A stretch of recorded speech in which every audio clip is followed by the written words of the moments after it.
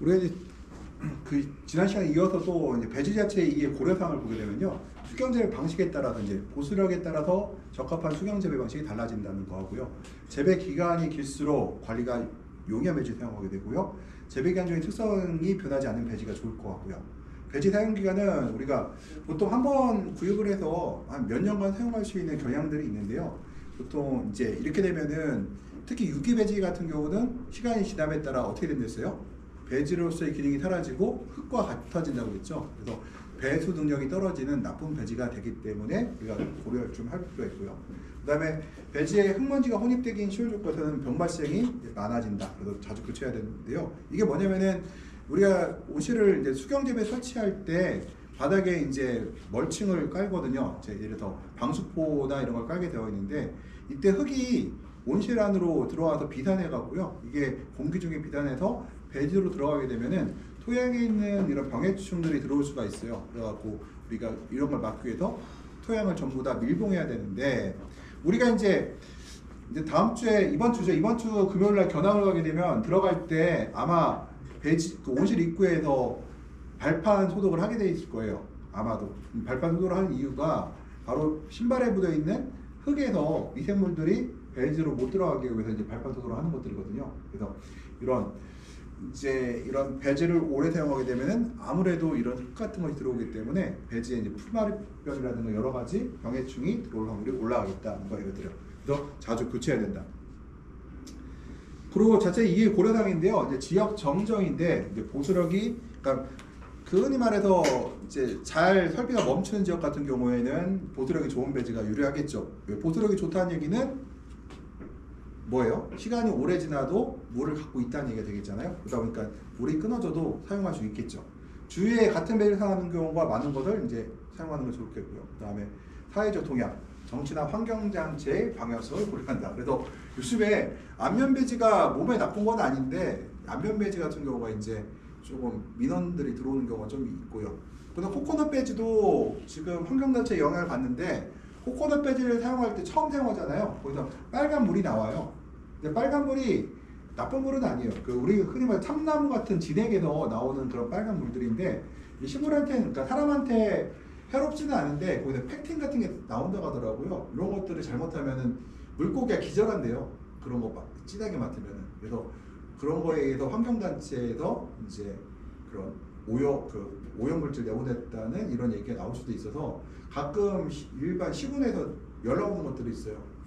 이제 보조사업으로 수경재배를 했는데 코이어를 설치했단 말이에요. 코이어 배지를 설치했는데 거기서 이제 빨간불이 나와서 민원이 나오는 경우, 또는 요새 혁신밸리라고 하죠. 이번 주 금요일 날 갈 곳이 혁신밸리가 있는데, 거기 같은 경우도 인근에서 그 빨간물이 나온다고 이제 이런 게 하천을 흘러 들어가잖아요. 이제 그거에 대한 민원들이 꽤 들어왔었다고 얘기를 하더라고요.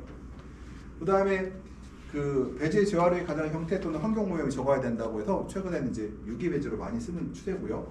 순환식 양액 재배 시스템 구축이 필요하다. 그래서 아마도 우리 학생들이 앞으로 이제 10년 정도 지났을 때는 아마 대부분 지역에서 순환식으로 거의 다 가 있을 거예요. 지금 아주 일부만 순환식을 사용하고 대부분은 이제 버리는 방식을 사용했는데, 우리가 오픈 구조, 닫힌 구조로 가는데 거의 다 오픈 구조로 흘러내버렸거든요. 이제 앞으로 닫힌 구조로 될 확률이 꽤 높죠, 이제.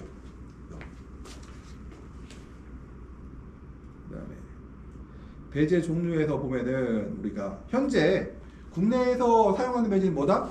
펄라이트, 안면, 코이어. 제일 많이 쓰는 거는 코이어, 그 다음에 안면, 펄라이트 수로 많이 사용되고 있어요.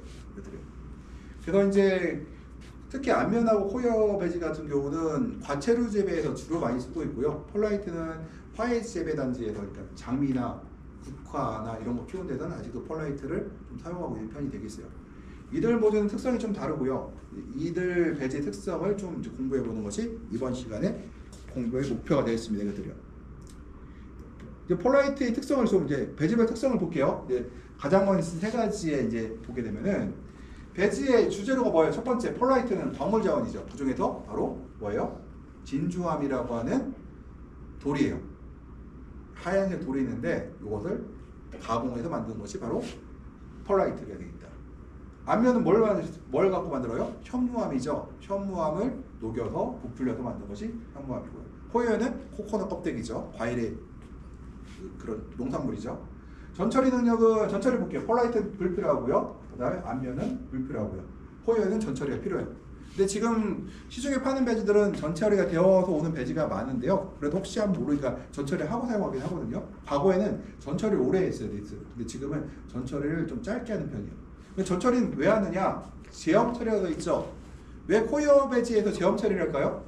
소금물 왜 제거할까요? 코이어 배지를 어떻게 하느냐? 코이어 배지 코코넛 껍데기가 잘 까져요? 안 까지죠. 그러니까 이걸 어떻게 하냐면 바다에다가 담궈놔요. 그러면은 이제 물이 들어가면 어떻게 돼요? 껍데기가 잘 벗겨지겠죠. 그럼 그 과정에 뭐가 들어가요? 소금물이 들어가기 때문에 바로 제형 과정을 거친다는 거예요. 배수 능력은 일단 볼게요. 배수 능력은 폴라이트 안면은 높죠. 코이어 배지는 상대적으로 나쁜 편이에요. 그러면은 여기서 안면하고 코이어 배지하고 이씨가 누가 잘 올라가요? 근권 이씨가?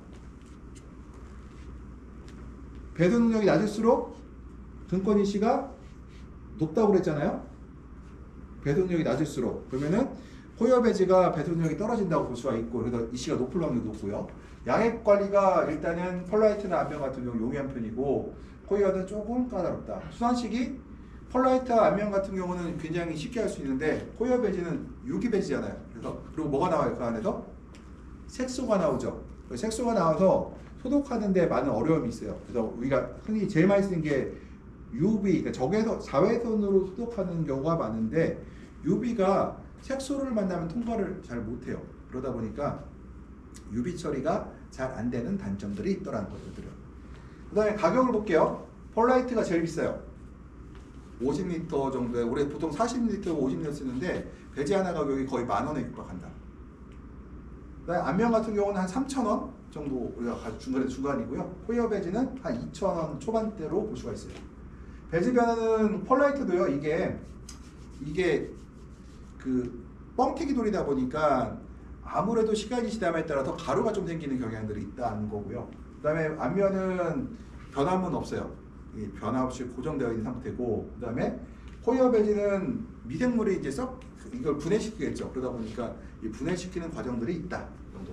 배지 이제 폐기물 같은 경우는 똑같이 전부 다 법적으로는 폐기물이에요. 실제로. 법적으로 세 가지 모두 다. 그러니까 이거는 원래 법적으로는요. 코이어 배지도 수거에다가 어디다 버리냐면은 그러니까 토양 매립하는 곳에다가 매립하는 쓰레기장에다 버려야 되거든요. 거기다가 세 가지 모두 다. 그래서 이거는 우리가 일반 처리물이라고 일반 폐기물이라고 불러요. 그건 특별한 가공 없이 매립하는 것들 이게 세 가지. 근데 실제로 이제 농장에 어떻게 나오느냐? 보통 용이합니다. 그리고 조경용으로 재사용하는 경우가 많아요. 폴라이트 같은 경우는 하얀색 돌이 있거든요. 그래서 조경용으로 많이 사용하고 있고요.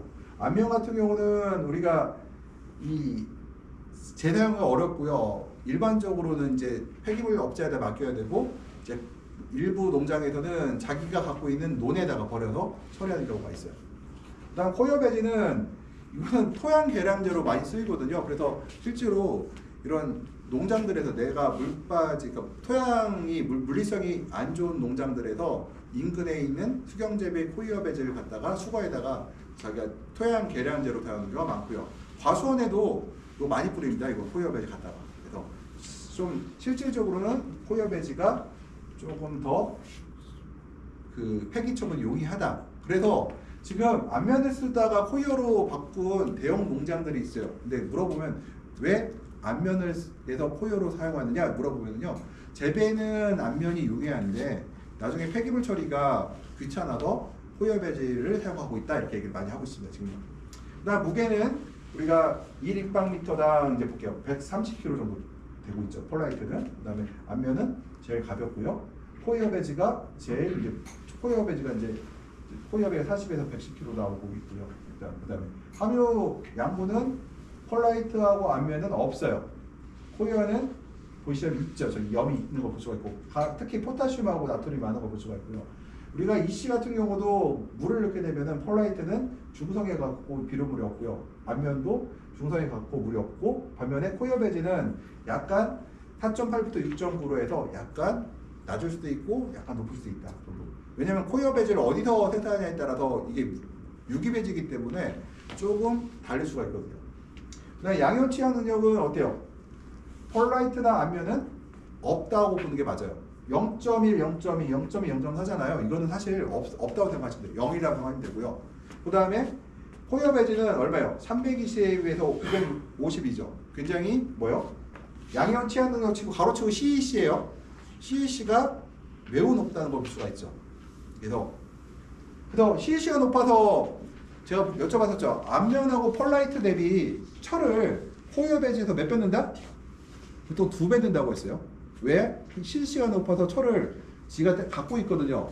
땡긴심이 강해서 철을 갖고 있으면은 실제로 토마토나 오이나 파프리카가 이용할 수 있는 그 철의 양이 줄어들기 때문에 이 CEC가 높아서 이 양이온 취약력이 높음으로써 우리가 포여 배지에서는 철을 2배 정도 사용한다 이렇게 생각할 수가 있어요. 총 공률을 보게 되면은 이제 안면이 포여 대비 높은 걸 볼 수가 있고요. 기공률은 우리가 보면은 역시 이제 그렇고 유효수분 같은 거 볼게요. 가장 중요한 유효수분인데 유효수분 누가 제일 높아요? 안면이 제일 높죠. 우리가 포여 배지 같은 경우는 3에서 40으로 가는데 우리가 보통 20에서 30 사이를 봐요. 그래서 포여 배지 그러니까 폴라이트가 제일 작고 포여가 제일 높고 그다음 안면이 중간인데 그럼 여기서 습해가 발생하기 제일 쉬운 배지가 뭐예요? 바로 포여가 되겠죠. 왜? 유효수분이 제일 낮기 때문에.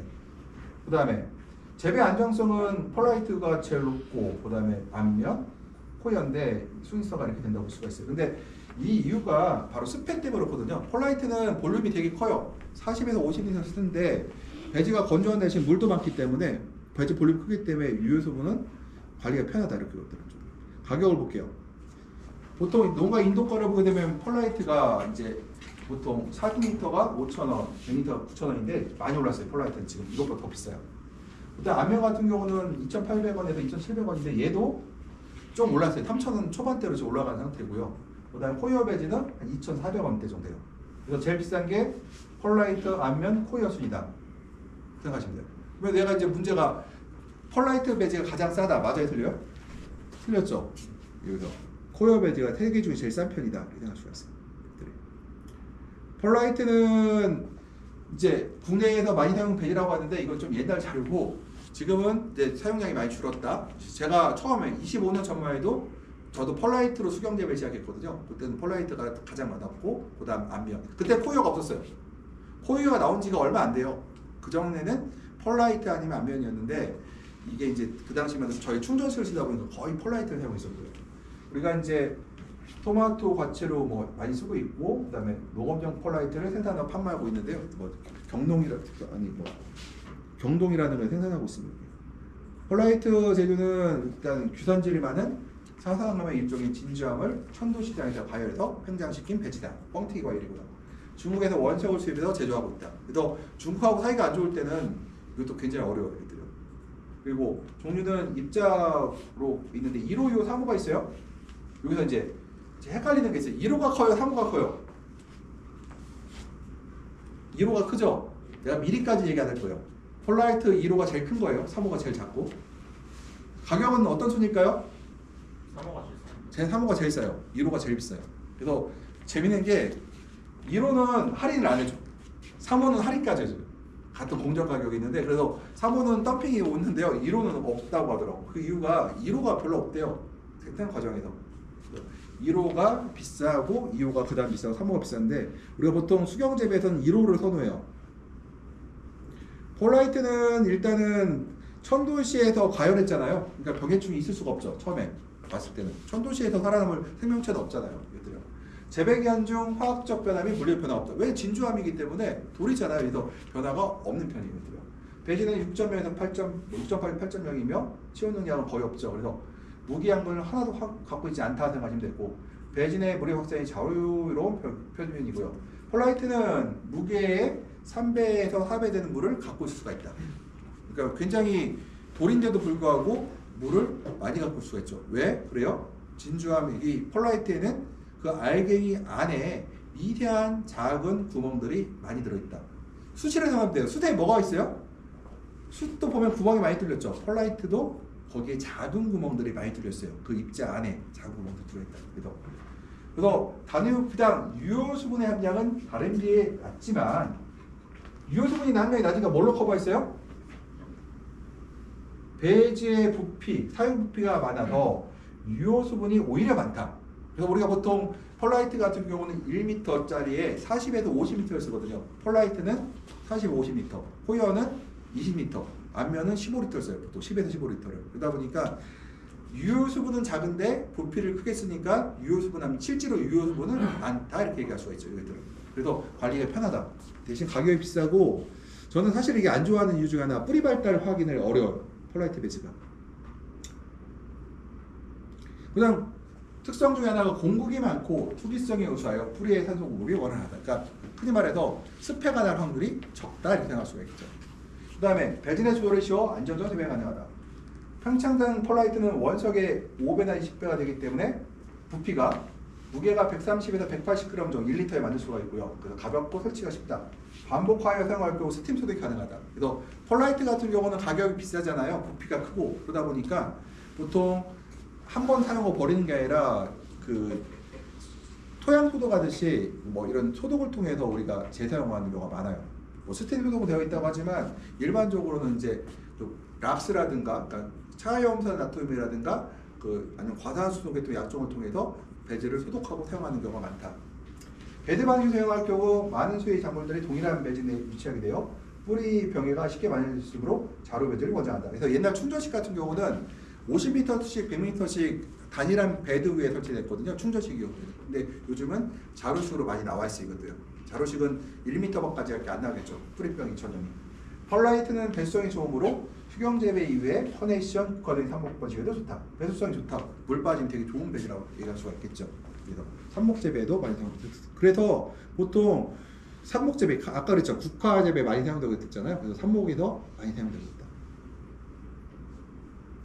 펄라이트 이거예요. 이 원석이죠. 하얀색 돌이고 그것을 튀겨서 이렇게 만들고요. 지금 우리가 펄라이트를 갖고 있지는 않은데 이게 충전에 쓰고 있고 자루가 있어요. 과거에는 다 이렇게 충전했었거든요. 지금은 이렇게 자루로 지금 바뀌고 있는 상태입니다. 지금. 근데 아직도 화훼 농장들은 충전식을 쓰고 있고요. 이 펄라이트로 자루 배지하는 사람들은 토마토 하시는 분들은 거의 다 자루 배지를 사용하고 있는데 우리가 인근 지역인 고령 지역 가면은 그 지역은 아직도 펄라이트 재배가 일반적이에요. 펄라이트 자루 배지를 하고 있습니다. 이게요. 펄라이트의 장점과 단점이 있다. 그래서 장점은 뭐예요? 통기성과 배수성이 좋아 급액과 부족의 위험이 적다. 좋다는 게죠. 물리성이 되게 좋아요. 양이온 취한 능력이 낮아서 그러니까 이 CNC가 낮아서 관리가 편하다. 양분 관리가 편하다는 얘기가 되고 토양 개량용이나 조경용으로 사용되기 때문에 안면보다 폐기가 좋다. 그래서 펄라이트를 갖다가 물 빠짐이 좋지 않은 땅에 되면 토양 개량용으로서 굉장히 좋은 역할을 하거든요. 배도의 소독이 용이하며 타배지보다 장기간 사용이 가능하다. 부서지지가 않고 그러니까 부서진다고 하는데 호이어 배지에 비해서는 안 부서지고요. 그리고 오히려 앞면보다도 오래가요. 앞면은 이게 뭐 스펀지처럼 돼 있잖아. 이게 조직이 뭉개지거든요. 얘는 뭉개지는 게 없어요. 그래서 오래 사용할 수가 있다. 근데 단점이 있죠. 뭐예요? 다른 배지에 비해서 지금 얼마다? 1m 사용하려고 하면 한 6,000원, 8,000원 하고 있어요. 완전 비싸죠. 다른 배지에 비해 2배, 3배 정도, 시방에 4배까지 비쌀 수가 있다. 그 다음에 완충 능력이 없다. 그러니까 이거는 장점이 단점이 돼요. 완충 능력이 없다는 거는 배드 재배의 경우 재배의 준비 단계부터 종료 단계까지 먼지가 발생하고 안면 같은 성형이 불가능해서 작업이 다소 불편하다. 얘는 입자잖아요. 그러다 보니까 안면은 틀로 되어 있는데 얘는 뭐예요? 이런 작은 알갱이들이 모래 같은 것이 뭉쳐있다고 생각하시면 되거든요. 작은 자갈들이. 그러다 보니까 성형이 어렵다는 거. 그래서 그 다음 안면에 대해서 할게요. 안면은 우리가 이제 덴마크의 그로단사라고 저는 처음에 그로단이 저긴 줄 알았어요. 네덜란드인 줄 알았어요. 근데 그로단의 네덜란드 덴마크의 그로단사에서 만든 건데요. 이 그로단사가 원래 수경재배용 배지를 만드는 회사는 아니었고 단열재 회사였어요.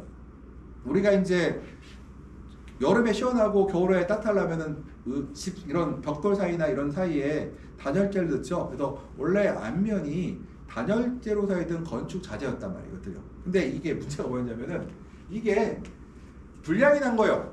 어떻게 불량이 났느냐? 단열재 되면 물이 들어가야 돼요? 안 들어가야 돼요? 단열재 되면 물을 튕겨내야 되죠. 근데 안면은 물을 흡수해요? 튕겨내요? 흡수하죠. 그러면 단열재는 어때요? 사용이 불가능하죠. 근데 이 사람들이 불량이 나서 밖에다가 내놨대요. 버리려고. 근데 비가 내렸다는 거예요. 물이 들어가고 거기서 식물이 자랐는데 엄청 잘 자랐다는 거예요. 그래서 사람들이 공장 노동자들이 거기다가 상추 같은 걸 좀 심어서 이제 엽채류 같은 걸 심어서 딱 먹었는데 토경보다 재배가 엄청 잘 됐대요. 그래서 이제 그로단사에서 이제 이 자재를 갖다가 뭘로 했다? 바로 수경 재배로 사용하게 되죠. 그 전까지 뭐 했느냐? 펄라이트나 아니면은 모래 저는 이제 제 기억나는 것 중에 사경 재배라고 있어요. 모래를 수경 재배 원료로 사용했던 적이 있었거든요. 그렇게 사용되다가 이때 이제 68년도 정도에 돼서 이제 그로단사에서 본격적으로 이제 안면 재배가 시작됐다. 이때가 바로 수경 재배 본격적인 상업적 수경 재배 본격적 시작점이 바로 이 시점이에요. 그때가. 우리나라에서 이제 92년도에 광양 유효연시에서 이제 토마토나 같은 그 과채를 키웠는데요. 이때 이제 그로단 거를 수입해서 쓰게 됐고요. 이제 국내 이제 안면회사도 있습니다. 그래서 뭐라고 하죠? 잊어먹었네 갑자기. 한 두세 개 회사에서 지금 만들고 있습니다. 지금 명성이라든가 여기 만들고 있고요. 지금 국내에서도 안면은. 이런 대표적인 게 지금 국내에서 사용되는 가장 많이 사용되는 거는 그로단 거하고 퀸즐랜드라고 해서 유럽산 제품들이 제일 많이 사용되고 있어요. 안면은 이제 현무암이나 휘로감 등을 1600도씨의 고온에서 강한 바람을 불어 형성된 섬유질로 만든 거죠. 소물, 그러니까 1600도씨에서 현무암하고 휘로감을 녹여서 바람을 불어서 만든 것이 바로 뭐다? 바로 안면이다. 보통 우리가 리터당 50리터에서 120g 의 밀도를 갖고 있잖아요. 보통 볼게요. 우리가 10리터짜리 쓰잖아요. 우리가 지금 쓰고 있는 거, 제가 갖고 있는 배지가 있잖아요. 10리터짜리거든요. 그게 500g이에요. 그러니까 요게 500에서 1200이라고 돼 있잖아요.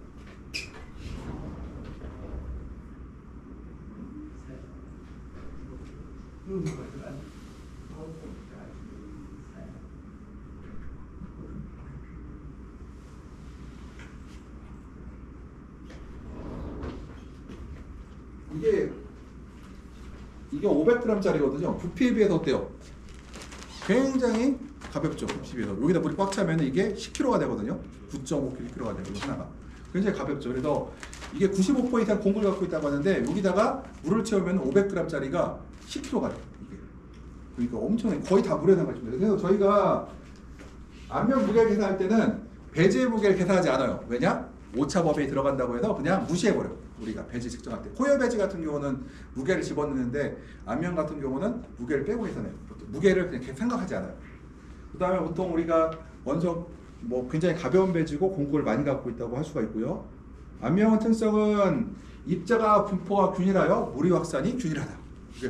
얘는 공산품이잖아요. 그래서 저 1cm부터 1m까지 규격품이에요. 얘들은.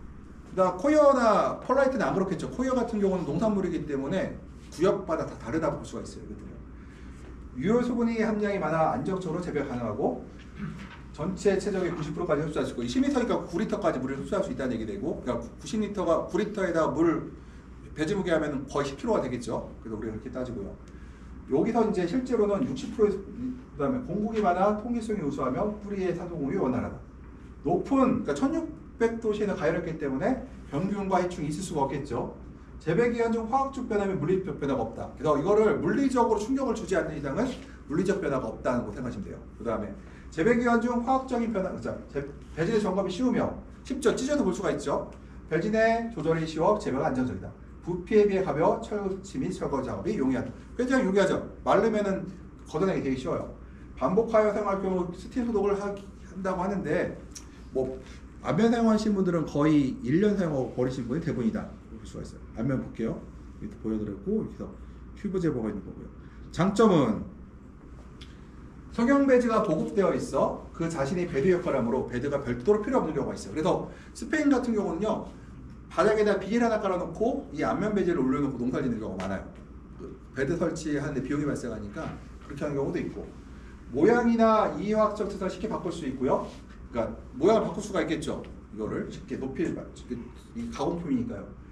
배양액 관리가 쉬워 식물 생육에 대한 조절이 용이하고, 이거는 배수 능력이 좋은 배지라고 했죠. 그래서 내가 근권의 이씨를 내 마음대로 바꿀 수가 있어요. 이것들은 배수가 잘 돼서 수환 시스템에 유리하다. 단점은 이제 함수에 따른 변화를 알기가 어렵다. 그 건설 조달 판기 어려움이 있고요. 하나가 있어요. 이 배지는요,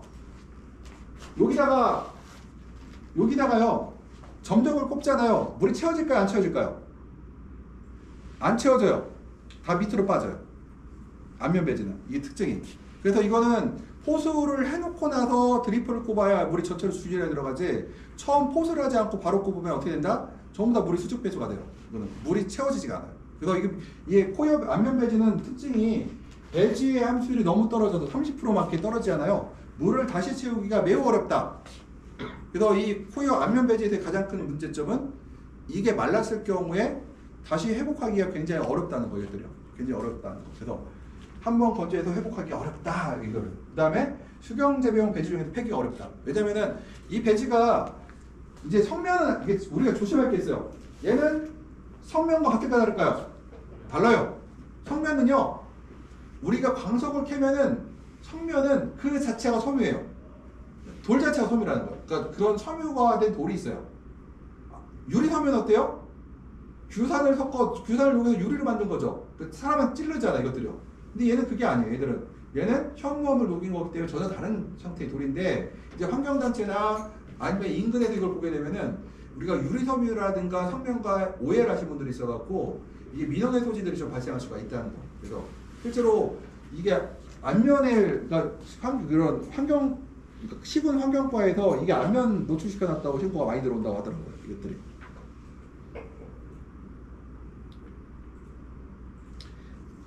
안면을 같은 경우는 우리가 이제 재배기간에 다양한데요. 토마토의 경우 배지량이 한 7에서 9리터 정도 제곱미터당. 보면 제곱미터당 우리가 3주 심거든요. 3주 심으니까 그러니까 한 포기당 한 2.5리터에서 3리터 정도의 물이, 그러니까 배지의 볼륨이 필요하다고 생각하시면 돼요. 그럼 여기다가 몇 포기 심어요? 여기다가 5포기, 4포기에서 6포기 심거든요. 그러면은 여기다가 우리가 10리터에서 15리터가 심게 되면은 4포기에서 6포기를 심을 수가 있겠지. 2.5리터면은 4포기. 요게 이제 15리터 배지는 6포기를 심을 수가 있겠죠. 그 다음에 그루당 배지량이 일단은 보면은, 그러니까 한 포기당 배지의 볼륨이 크면은 수분의 안전성은 높고 수분 조절은 어렵고 여름에 유리하고, 배지의 볼륨이 작으면은 수분 안전성은 낮고 수분 조절이 쉽고 겨울에 유리하라고 하는데, 우리가 장기 재배를 하잖아요. 여름에 심어서 겨울을 통과하기 때문에 실제로는 왔어요? 그렇기 때문에 실제로는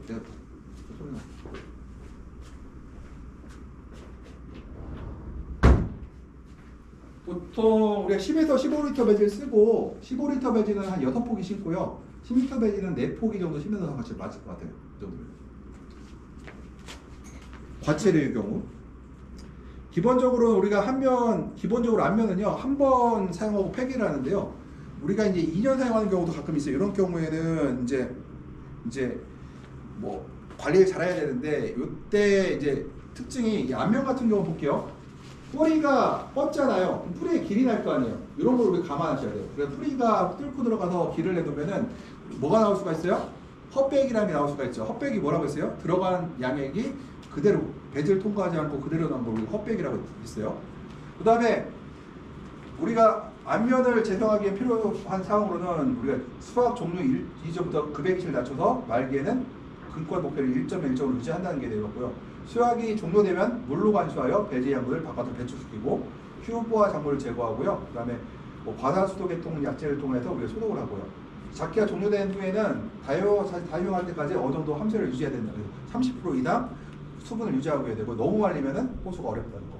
배지 형상이 망가지지 않도록 주의하고요. 그래서 다음 작물을 정식하기 이전에 처음 사용할 때 마찬가지로 호수용 배양으로 흡수시킨다. 그래서 이게 배지가 말리면 호수가 안 돼요. 이 안면 배지 같은 경우는. 근데 코코피트를 볼게요. 코코피트 치고 우리는 이제 코이어라고 불러야 되고요. 이제 일반 코코피트는 상표명이거든요. 그래서 우리가 한국 야구르트란 얘기가 있죠. 야구르트가 뭐예요? 회사 이름이잖아요. 그리고 코코피트는 상품명이고, 실제로는 우리가 코이어 배지가 맞아요.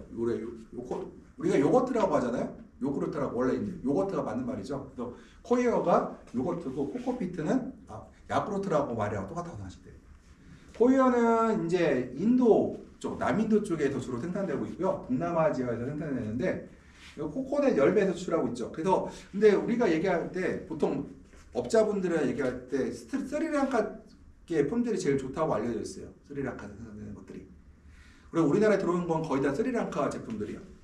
호요에는 거친 칩, 코코넛 섬유, 간은 더스트로 나뉘어지고요. 그 다음에 더스트는 더 안정적이며 섬유는 재배 기간 중 계속 분해되고요. 피트의 채취가 점차 어려짐에 따라 이를 대체할 배제를 부어되어 있어요. 뭐냐면은 피트모스가 있거든요. 이끼는 뭐예요? 이끼가 썩어서 만들어진 탄화된 건데 유럽의 늪지에서 발견돼요. 근데 이것들은 땅에서 캐는 거다 보니까 이게 다 캐쓰고 나면 이제 안 나올, 몇천 년 있어야 나오거든요. 그러다 보니까 생산이 안 되고 점점 줄어들고 있고요. 그러다 보니까 우리가 이 피트모스 대신 코이어를 사용하고 있다. 재배 관리가 어려운 배지만 가격이 좀 저렴한 편이고요. 그래서 최근에 한 우리나라 수경 재배에서는 80% 이상이 바로 이 코이어 배지를 사용하고 있다. 분해가 되며 자연 친화적이고 폐기에 문제가 별로 안 되고 있어요. 이것들 대부분 이제 토양 계량제로 많이들 가져가거든요. 이것들이요. 코이어는 우리가 이제 코코넛 부산물을 6개월 이상 부속시킨다. 어디다 부속시켜요? 바닷물에 부속시킨다. 그 다음에 입자의 크기에 따라 3가지, 4가지로 판매되는데 생산지 재배 환경에 따라 품질이 다양하다. 재배하기 전에 사용할 코이어의 화학성과 물리성을 파악하는 게 좋은데 문제는 이 코이어 배지 같은 경우 주문을 몇 달 전에 할까요? 우리가 최소 3, 4개월 전에 준비를 해와요. 이 물건이. 이게 내가 지금 쓴다고 지금 주문하고 오는 게 아니라요. 내가 온실을 사용하려고 하면은 내가 8월에 정식을 해요. 그러면은 최소 2, 3월 달에는 그러니까 주문을 넣어야 돼요. 이것들이요. 그래야 싸게 살 수가 있거든요. 코이어 더스트는 무게가 리터당 40에서 80g으로 가볍고 공급이 80에서 90%로 높은 편이에요. 코코넛 섬유는 약 공급이 98%고요. 염을 제거한 것과 안 한 게 있는데 국내에서는 거의 다 이제 염을 제거한 것이 있고요. 그래서 우리가 현재 아까 말했던 코이어, 코코피트, 코코더스트 같은 의미가 있는데 코이어는 피트를 근본 다룬 것이기 때문에 코코피트를 일반용으로 사용하는 건 바로 같지 않아요. 그래서 코이어라는 용어를 사용하는 것이 일반적인 용어다 생각하시면 될 것 같아요. 지금은 더스트가 있죠. 2mm 미만에서 굉장히 이런 가루들을 볼 수가 있고요. 그 다음에 코이어 파이버는 이제 이렇게 섬유질. 그래서 3mm가 넘어가면 안 돼요. 그러니까 보통 우리가 더스트를 사용할 때 파이버 같은 경우가 이 섬유질이 3cm 이상 되면은 이게 조직이 그 배지가 무너진대요. 무너지면 뿌리 발달에 되게 영향을 나쁘게 주기 때문에 3mm 이하짜리를 쓰시는 게 맞고요. 칩이 있는데 칩도 이게 12mm짜리고 25mm짜리가 있는데 요게 보면은 두께도 있거든요. 크기도 있지만 이 두께가 두꺼운 것은 이게 물을 잘 안 먹어서 여러 가지 문제를 일으킨다고 하더라고요. 그래서 칩도 얇은 칩을 사용해야 된다. 코이어 사용 같은 경우는 제조 중에 그 나트륨, 염소, 카리가 많이 들어갈 수 있으므로 질산칼슘을 넣어서 제거를 해요. 그러면은 질산칼슘이 양이온이잖아요. 그래서 이 칼슘이 이 배지에 있는 나트륨과 염소나 카리를 갖다 배출시키고 자기가 그 자리에 들어가요. 그래서 이 질산칼슘을 이용해서 배지를 교정시킨다. 뭐 하고 있어요. 또 우리가 인도 많을 수가 있고 과일이기 때문에 씨앗에 많이 들어있거든요. 코이어는 쉽게 운반하기 위해서 압축 생산으로 들어와요. 압축되고 오거든요. 그래서 납작한데 물을 채우면 이게 부풀어 올라요. 근데 부풀어 오르지 않은 배지가 있어요. 이거는 뭐냐? 더스트인데 화인 더스트. 가루 같은 게 많으면은 이게 부풀어 오르잖아요. 이건 되게 나쁜 배지예요. 부풀어 올랐는데 조직이 무너져요. 이것은 파이버와 더스트 칩이 많은 배지예요. 이것도 못 쓰는 배지예요. 이게 잘 부풀어 오르면서 이게 조직이 무너지면 안 된다. 그게 좋은 배지다. 그래서 하시면 되고, 그 다음에 우리가 양이온은 우리가 양이온 치환 능력이 높음으로 배지가 양을 흡수시작한다. 여기서 이거 시험 문제 꼭 낼 거예요. 뭐냐면은 양이온 치환 능력이 높아서 우리가 안면 배지 대비 어떤 비료 성분을 2배를 넣어요? 철이죠. 철이에요. 그래서 우리가 항상 코이어 배지 쓸 때 뭘 생각한다? 철이 부족할 수 있다. 왜? 코이어가 뭘 갖고 가져간다? 철을 붙잡고 놔주지 않으면 철이 결핍이 날 수가 있어요. 그래서 우리가 안면 대비 거의 2배를 처방해요. 코이어 배지에서는. 코이어 배지는 이제 공급률에 비해 유효수분 함량은 30에서 35%. 어때요? 높아요? 낮아요? 낮죠? 안면은 얼마라고 했어요? 70%, 80%라고 했죠? 코이어 배지는 낮은 편이다. 그 다음에 보수력이 높아 뿌리가 과습해질수록 관리하기 위한. 그래서 코이어 배지는 안면 배지보다 좀 더 건조하게 관리해야 돼요. 그래서 그 다음에 가성이 좋아서 굳어지지 않으면 딱딱해지지 않는다는 얘기가 되고요. 호연 자체가 질소, 칼슘, 아연, 불에 흡착하고 마그네슘 용출하는 특성을 가지고 있으므로 양액 조절이 유리한다. 그래서 유기배지이기 때문에 소독한 이후에도 병균이 만영할 수 있다.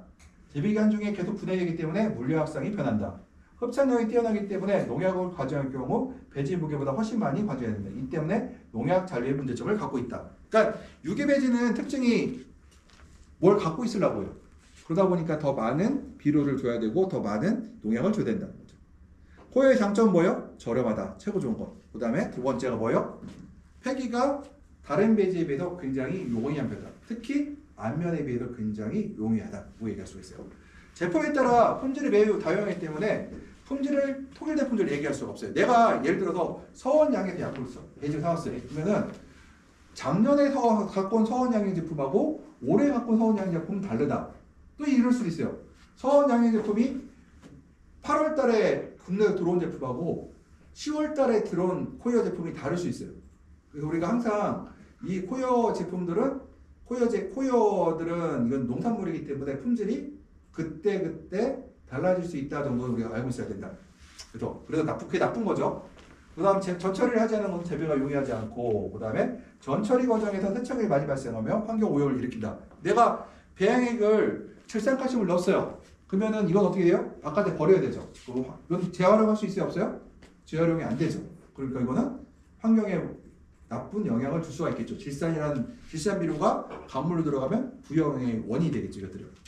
과습 배지기 쉽고 급액 관리가 어렵고, 그래서 뭐 일반적으로 어떤 분 이런 얘기도 있어요. 급액 관리를 이제 실력이 낮은 사람들은 쉬울 수도 있다고 하는데, 이것은 왜 쉽다고 하냐면은 배지를 말린다는 가정하에서 그래요. 근데 실제로 우리가 일반적인 중급 이상의 실력자라고 하면은 배지를 말릴 이유가 없죠. 그러니까 이거는 사실은 조금 저는 요거에 대해서는 이제 물음표.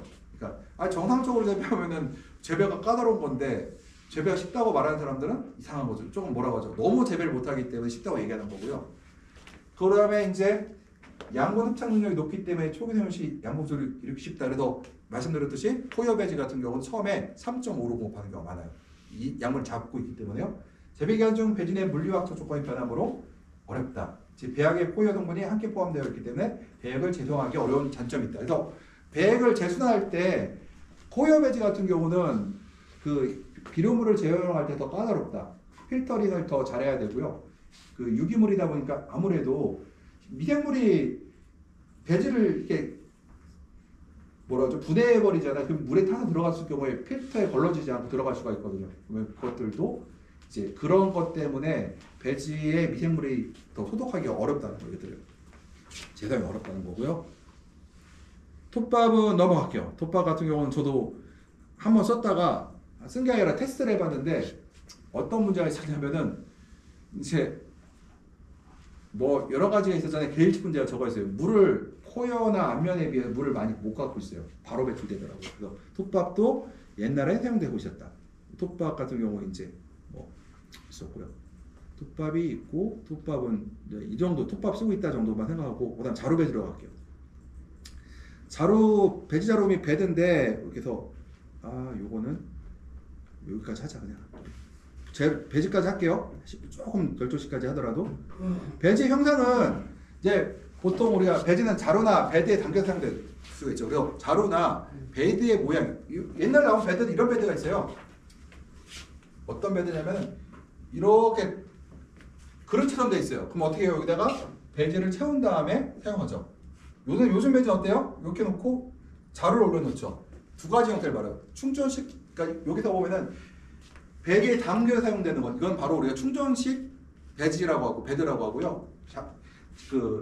그다음 배드에 담는 건 그 자루에 담는 우리가 자루 배지라고 하는데 이제 두 가지가 있고요. 동일한 배지라도 배지에 담겨 있는 자루나 배드형 따라 특성이 다릅니다. 그래서 보통 배지에 담겨져 있는 것보다는 자루에 담겨 오는 게 저 관리가 편해요.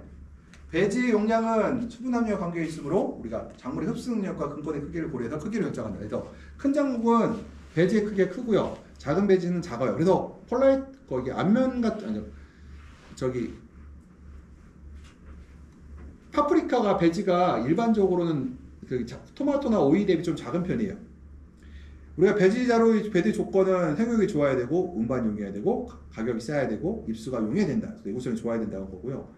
배주가 길쭉한가 넓은가 있는데 우리가 모양에 따라 다르다는 거고요. 배지 밑면은 항상 수분이 포화될 수 있으며 중력의 배지 윗부분은 상대로 수분이 없다. 그래서 아래가 물이 많고 위가 물이 적다는 거는 상식적이죠. 그래서 배지 위는 물이 적고 아래가 많아요. 그래서 우리 좋은 배지는 뭐다? 위아래의 수분 편차가 적은 것이 좋은 배지죠. 그리고 똑같은 양을 관서라도 길쭉한 것이 많이 배액되고 수분함이 적다. 그래서 뭐냐면은 여기 볼게요. 이 높은 것이 같은 물을 주더라도 얘가 20ml가 되더라도요. 지금 길쭉한 배지에서 배액이 많이 되고요. 수분량도 적고 얘는 적게 되죠. 왜냐면 바닥에 중력에서 요게 중력을 적게 받잖아요. 그래서 여기가 물을 많이 갖고 있고 얘는 물을 많이 갖고 있는 구역이 작기 때문에 배액이 더 많이 나온다는 거고요. 배수구가 클수록 배수가 잘 되기 때문에 빨리 건조해야 돼. 더 우리가 배지에 구멍을 뚫을 때 앞면 배지보다 코어 배지가 구멍을 많이 뚫어요. 더 크게 뚫어요. 왜 그러냐면은 물을 많이 갖고 있잖아요. 그래서 습해가 날 우려가 있었기 때문에 그래서 보통 우리가 배액을 구멍을 크게 뚫면은 빨리 건조해지고 너무 작게 뚫면은 습해받기 어렵고요. 근데 일반적으로 여기서 이제 이것도 실용적인 거예요. 앞면하고 코어가 있어요.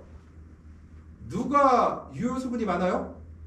앞면이 많고 중력수가 많은 게, 그러니까 이용할 수 없는 물이 많은 게 코어 배지죠. 그러면 상식적으로 코어 배지가 배구가 더 커야 돼요? 앞면이 커야 돼요?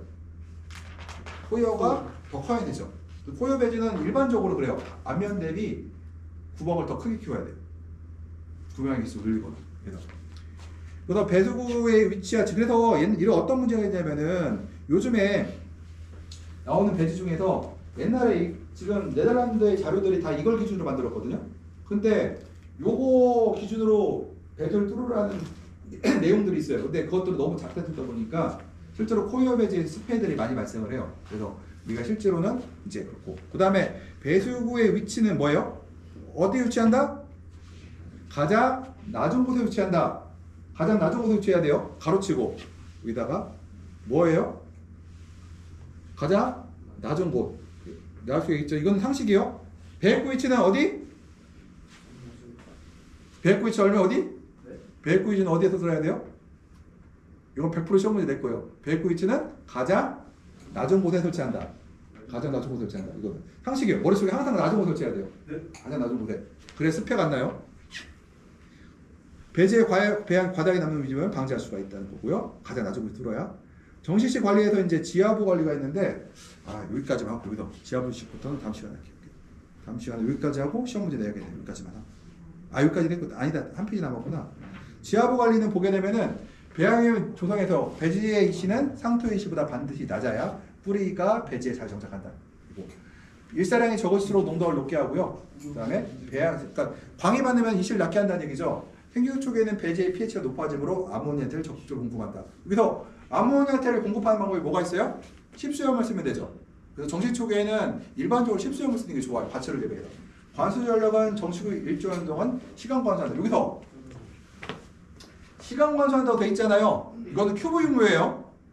큐브를 심는 사람은 시간으로 물을 줘요. 왜 줘요? 근권에 뿌리가 없죠. 뿌리 내리게 하려면은 물 따라 뿌리가 내려가게 시간 관수를 해요. 큐브와 배지가 붙도록. 근데 내가 만약에 큐브로 정식을 안 하고 우리 어떻게 심었어요? 파고 심었죠. 파고 심은 사람은 이렇게 하면 돼요, 안 돼요? 절대로 안 돼요. 뿌리 썩어요. 그때 이거 다르다는 거. 그래서 그 다음에 사마귀 착화 시기부터 시간 관수와 일상관수. 이때는 정식 초기에 어때요? 시간 관수를 하죠. 왜요? 식물이 크기가 작기 때문에 광량 제어를 하게 되면은 물을 너무 많이 주게다 너무 안 줄 수가 있어요. 그래서 우리가 시간 제어를 어떻게 한다? 사람이 봐가면서 한다. 그래서 이때는 누가 중요하다? 재배자의 능력이 굉장히 중요해요. 이때는요. 그 다음에 이제 삼화방 정지. 삼화방이 어때요? 이파리 라인이 달리기 시작하죠. 이때는 시간 관수와 광량 제어를 겹해버려요. 이때는. 그리고 이제 한 5, 6화방 지나가 버리면 그때는 광량 제어로 바뀌어버려요. 그때부터는.